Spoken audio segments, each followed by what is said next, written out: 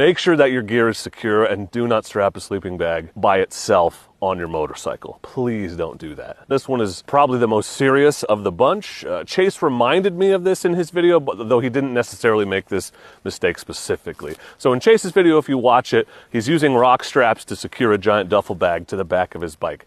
Rock straps are great. I always use them when I'm gathering firewood and stuff and taking it back to camp. They're maybe not ideal for the specific application that he used them for. You want something with less flex. He did it right in that he had his sleeping bag and stuff in a separate bag. You should never attach a sleeping bag directly to the rear of your bike.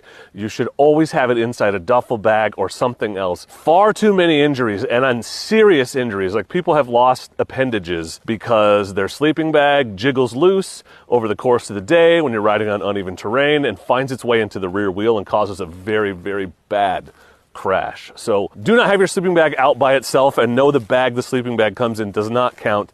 It should be in something else, double secured really, to keep that from happening. Strap down your moto camping gear and then double check all your straps after you've ridden for a while so that you have some idea of what's vibrating loose or moving or shifting so that you can tighten that down and reevaluate. Properly securing your gear and your sleeping bag in particular to the rear of your bike is paramount for your safety. So